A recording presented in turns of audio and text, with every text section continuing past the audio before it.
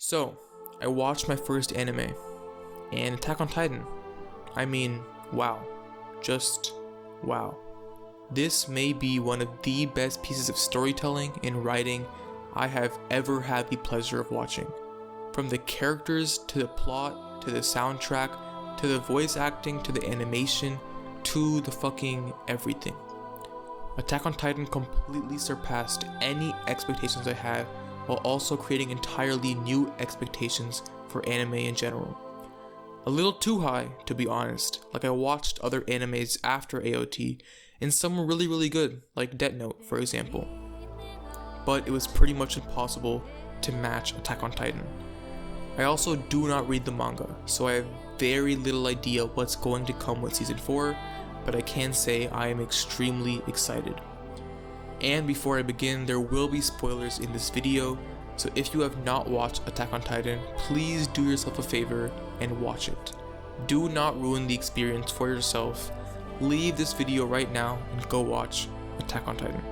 I promise you will not be disappointed. Alright, let's begin. Never have I seen a show put so much meaning behind every episode, every scene, every single piece of dialogue. There's this rule of storytelling. If a scene can be removed and the story remains unchanged, then it should be. Attack on Titan takes that rule to its fullest potential. From the first episode, the first scene, this story already knows how it must end, and because of that, everything that happens for a reason. Everything that happens comes full circle, sometimes seasons later. In season 1, Marco's death, a seemingly unimportant and forgettable death, ended up gaining so much meaning a season later. Same for every hidden line of dialogue Berthold and Rainer speak throughout season 1. We don't see Annie fight because it's cool, we see it because episodes later we see the exact same style in the female Titan. Here's an example. Something that seemed meaningless on first watch, but, well, you'll see. ごめんなさい。ごめんなさい。謝っても仕方ないぞ。早く弔ってやるんだ。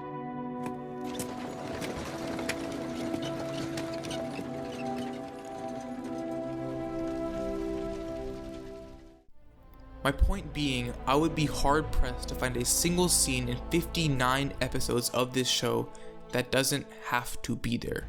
Because of this, the story never loses momentum, and because of this, Attack on Titan creates one of the best mysteries in storytelling I have ever seen. Maybe it's just me, but mysteries aren't something you see a lot nowadays, especially in TV shows. So it's not something I've been exposed to a lot. But a well-written mystery can keep a viewer keep on wanting to watch more. Keep wanting to reach that goal of learning the truth. You become as invested as the characters are in learning the truth. Attack on Titan builds up that mystery. It forms 1,000 questions in every viewer's mind where you just won't feel complete until they're answered. And then after building it up for so long, it does. But the way it does. Uncomplicated, simple, but also incomplete. Our questions are finally answered, but all the while also forming entirely new questions. And you'll notice with 3 seasons of build-up, the answers we got caused no plot holes. None. Because again, everything that happened was done with the ending in sight. Everything that was done for the purpose of that ending, an ending we haven't even reached yet. And then there's that one element that isn't exclusive to mysteries, but is definitely most effective in them. And Attack on Titan definitely puts them to full force. Plot twists. The plot twists in this story are some of the most defining moments in the show. I mean, there are some twists that maybe could have been hidden a bit better, like, come on, who didn't think this was Annie? But then there are the twists that nobody sees coming, that completely twist the show in a new direction. And if there's one moment in particular that shows this, then I think we all know what I'm talking about. Berthold and Rainer's reveal. To create the most effective twist possible, it has to be set up in the most effective way possible. It has to be the only possible eventuality. It has to be the only thing that would make sense. That's subverting expectations. The thing with scenes that subvert expectations is that they should be expected. Subverting expectations doesn't mean you just randomly flip what the audience was expecting, which a lot of shows try to do. Subverting expectations means from day one that was going to happen. It was the only logical eventuality. It should have been expected. The only reason we didn't expect it is because we didn't want to. Bearhold and Rainer's reveal should be a teaching tool on how to properly subvert expectations. From episode 1, this was planned, and so it was hinted to multiple times. You were given clues multiple times. It should have been expected, and yet I was still shocked. That's how you subvert expectations. I didn't like Attack on Titan at first. It was my first anime, and I think my preconception as what anime is as a whole clouded my judgment. But I think that's because Attack on Titan fit into that conception. At first, it seemed like everything I expected going into anime. A story about some annoying hero who's gonna save the world from scary monsters. Mostly just fights, no depth, no complex themes, lame, boring character development. Now even describing Attack on Titan like that is just funny. But I stopped watching, and 2 weeks later I didn't really have anything else to watch, so I started back up on it. And I still didn't really love it until the female Titan arc. The female Titan arc is when it fully hit me that this anime isn't what I thought it would be, and it happened in different ways. First off, it's when I realized that this wouldn't be as simple as a story about killing the scary monsters, that there are Titans that are actually human. It's when the questions started popping off in my head. It's when the mystery began. Second, it's when I realized that it wouldn't be as simple as a hero saving the world. Eren trusted his team and they all died. Eren turned into a Titan and lost. I thought this story was about a hero saving the world from scary monsters. I realized that these aren't just scary monsters, and that this story has no heroes. Attack on Titan only builds on this through the second and third season by creating strong themes through its amazing cast of characters, specifically the man himself, Erwin Smith, and Armin, but mostly Erwin. Erwin is the living embodiment of the themes in Attack on Titan.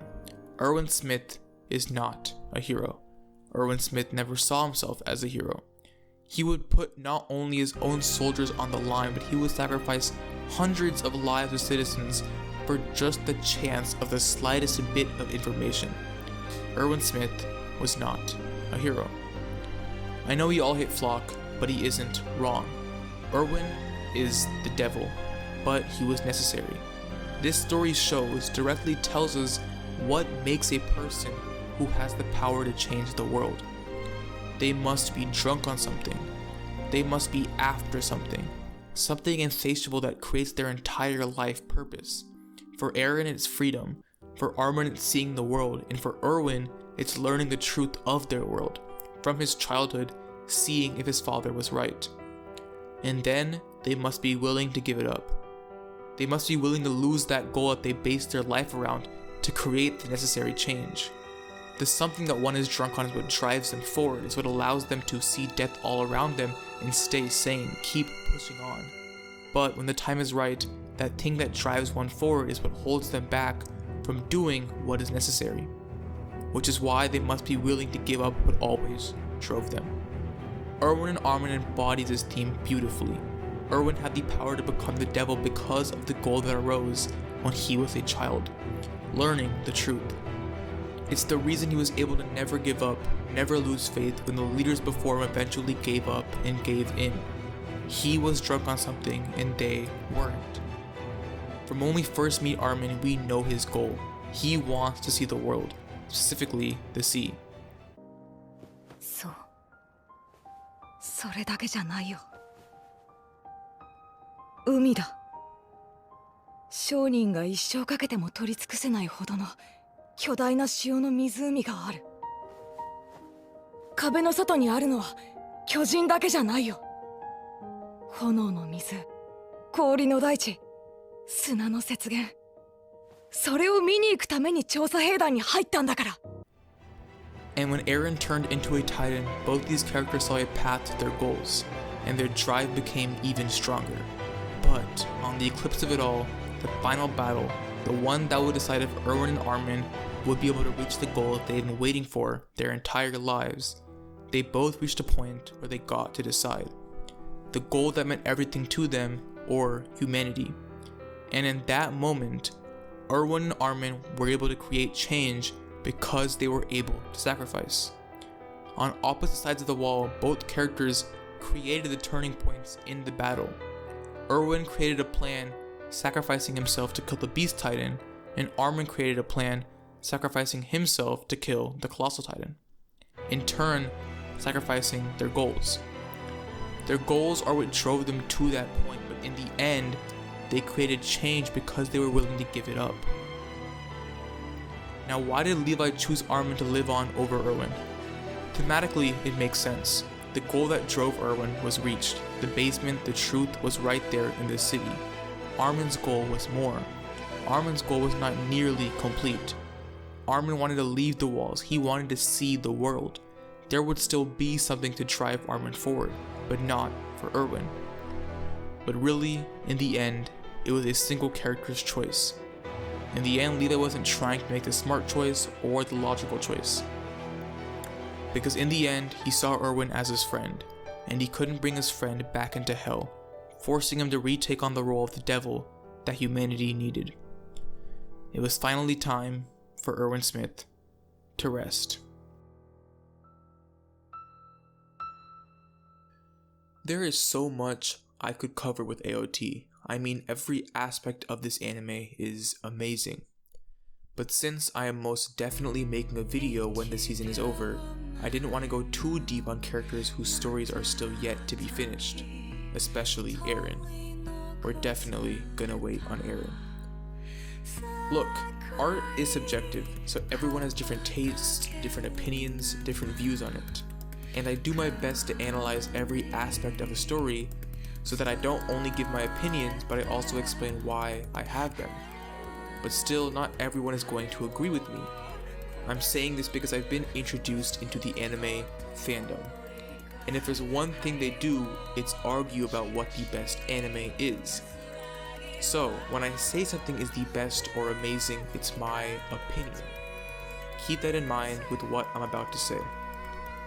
I don't think I've ever used this word to describe a show before, but if this last season can give this story a satisfying conclusion to the large number of characters remaining, while sticking with and building more on these amazing themes, then I can say, without a doubt, that Attack on Titan will achieve perfection. I can't wait.